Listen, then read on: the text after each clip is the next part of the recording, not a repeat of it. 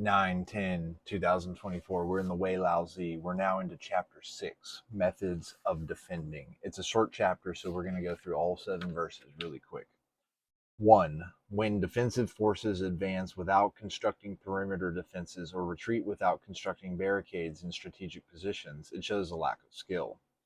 Amass heroic commanders, fine troops in sturdy armor, and worthy archers within your city. Collect all of the food in the outskirts and store it in the city. Demolish the outer fortifications before you return to the city walls. Then your own morale will soar, and the enemy's morale will be no match for it.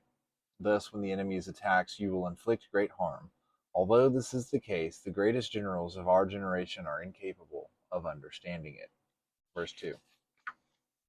The defenders should not fail in the face of peril. The methods of defending tell us to assign 10 men to defend each 10 foot of wall, not including craftsmen or cooks.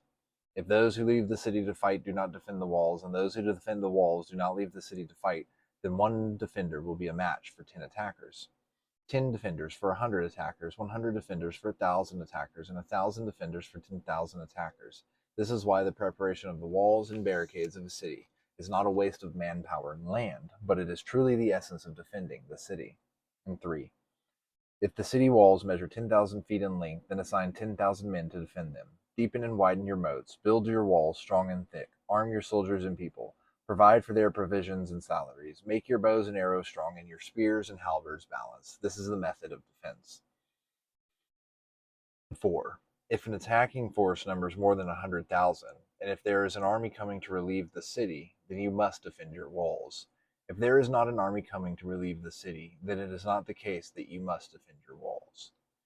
5. If your walls are strong and the prospects of relief are good, then even the foolish men and women in the surrounding area will take refuge behind your walls, and will devote their resources to you and shed their blood upon your walls. The city can hold out for a long time. The city that can hold out for a long time is one where the defending force exceeds the attacking force, and the relief force exceeds the defending force. If the city walls are strong but without good prospects for relief, then the foolish men and women will weep upon the parapet, even as they defend your walls, for this is the nature of people. Even if you open up the granaries to feed and comfort them, you will be unable to stop their grief. You must command your officers, soldiers, and archers to line up at the front of your defense and keep the old, the weak, and the infirm in the rear. 6. When a host of 100,000 soldiers is encamped outside your walls, the relieving army must break the siege, and the defending army must come out to meet them. If the defending force sits in the fortress, then there will only be the relief force attacking the rear of the besieging army, and the supply lines will not be cut off. The defending army must appear not to believe the relief attempt to be genuine, to confuse the enemy. Verse 7 and the final verse of the chapter. If this is the case, then the enemy army will turn, placing their strongest troops in the rear to face the relieving army. The troops on the side of the city walls will thus be their weak and injured, and they will have no way of halting the defending enemy. This is the strategy of defense.